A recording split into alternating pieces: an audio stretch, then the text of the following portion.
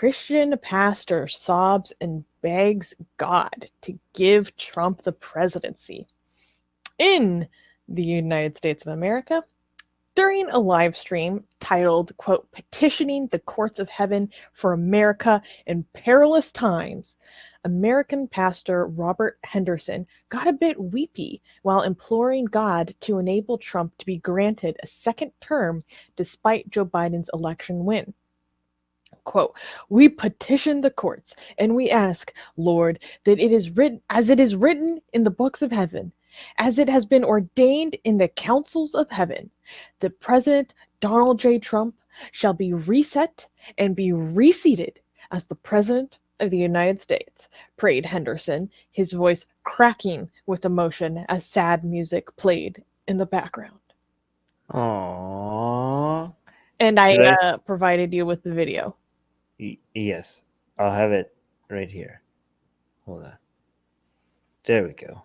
Wait, there are more people who want to be gay for you in the chat tonight. Okay, get in line. Wait. But woman in the front. Yeah. All right, hold on. Okay. There we go. Okay, let's watch this. We petition the courts and we ask, Lord, that as it is written in the books of heaven, as it has been ordained in the counsels of heaven, This guy. In the background. Donald J. Trump. Oh. Oh Shall be set Is it? and shall be reseated as the President of the United States of America. Is it real tear? You, Lord, will arise and you will cause my president, Oh my God. my president, Donald J. Trump, to be reset, to be reseated. Jesus. Oh, that's so sad. Would you grant that it would be done, Lord? Oh my God. What? Wait, He's verklempt. wait, can we rewind about 30 seconds because I want everyone just to pay attention to the facial expressions of the guy in the background. Yeah, that was. Arden is saying, wait, shoot, where'd it go? That guy behind regrets his decisions. He's like looking left to right, like, what? Would you grant that it would be done, Lord? Oh my God. The guy at the back. Why am I still here? Oh, Armin. Oh, this is what we're here for. Are you ready to collect some salty right-winger tears? Ooh, like it. Armin Like is saying, can you stop riding the leftism wave and stick to the atheism?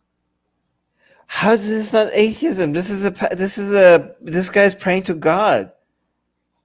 You guys are so triggered. I love how triggered our right-wingers are. That even when we have a pastor that is praying to God and crying about Trump losing, even when it's so relevant to religion, they always have that line they go to, stick with atheism. This is religion. Like how, like they don't, this is how simple-minded they are, because they always, every time they see something on Atheist Republic they don't like, their go-to line is stick to atheism or stick to religion, that they don't even notice, like, oh wait, this is actually a pastor in a church. This is our go-to type of content that we have been making for the past 15 goddamn years. That's how dumb you guys. This is how dumb the MAGA people are. No, and it was so funny, like, before we started live, Armin and I were watching Ethan and Ela Klein earlier, like, review right-wing pastors, and they were talking about, like, how come, we have a separation of church and state, but we don't have, like, the separation of, like, church from politics? Like, and Ethan Klein was saying, it's like, if they're gonna get this overtly political on the pulpit, like, you should be taxed. And then my favorite part was he was talking about a pastor who was talking about, like, pulling up photos of the ballots, counting the ballots. They're flipping tables. God was flipping the tables. And he's like, why is your God so pathetic that he needs to like interfere in the ballot counting instead of just winning the election outright, right? Yeah. Maybe Why? it's testing their faith or whatever. Oh. Just so, like, God is edging them. They're like, Of course.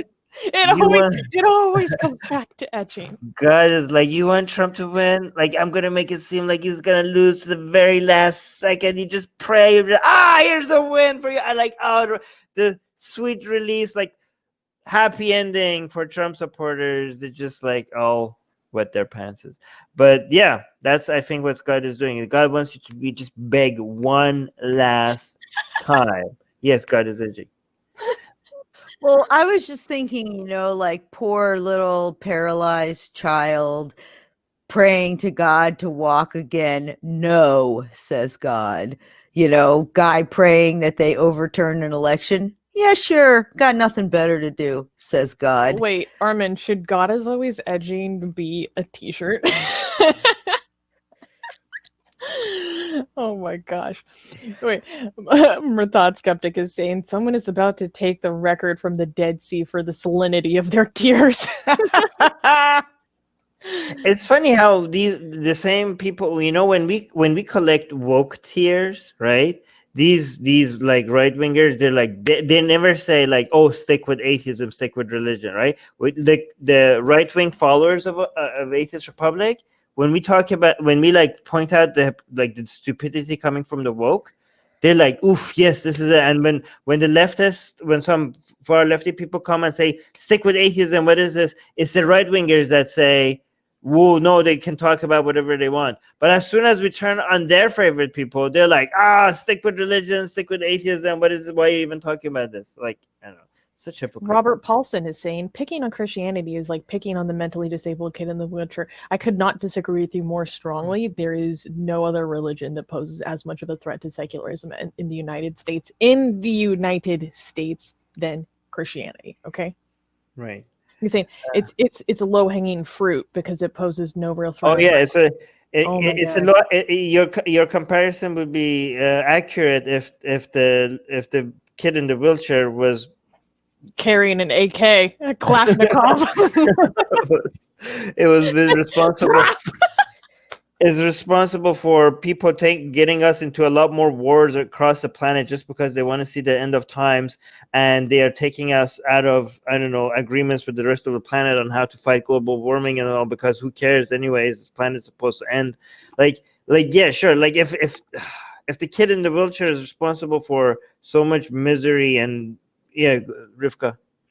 Yeah. So I want to say that I actually think it does have a huge threat, because what the Bible does or does not say, or what you think the Bible should do for the country, or your belief about what your religion says, prohibition or dogma, none of those have any place whatsoever in a secular republic.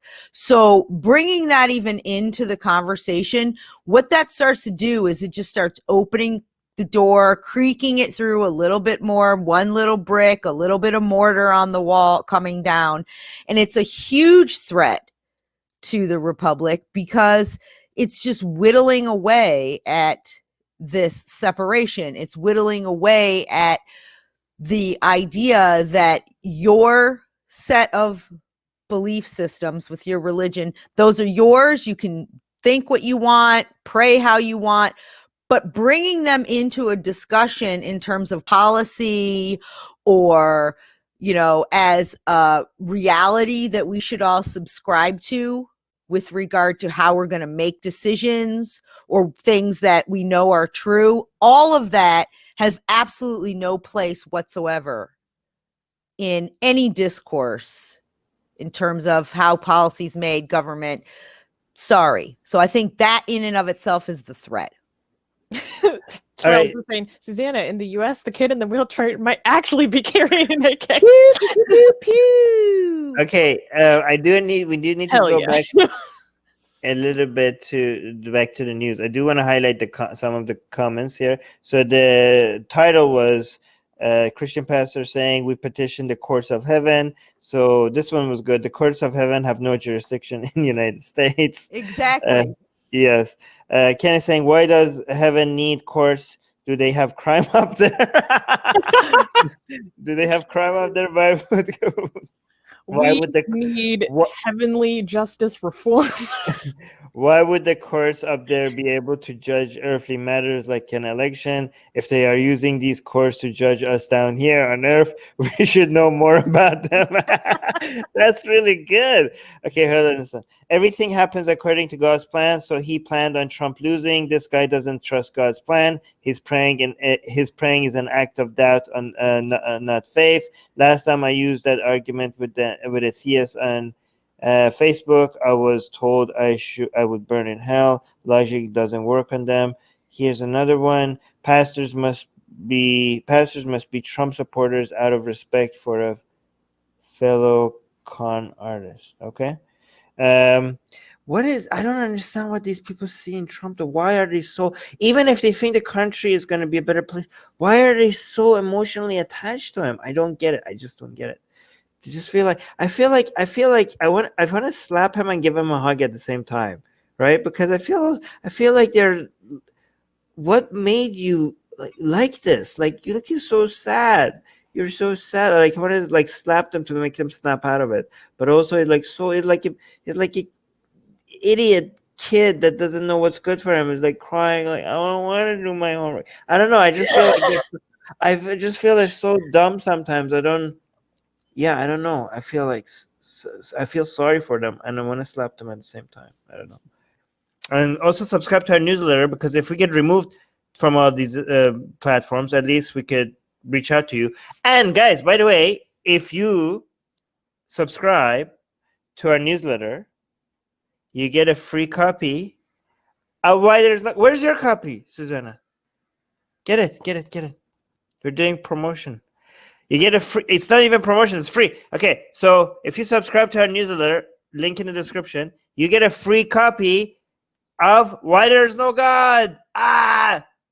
Come on, I'm handing it out for free. Okay, it's a bestseller on Amazon, and you get it for free. So subscribe to our newsletter, and you get a free copy of Why There's No God sent to you. Link in the description.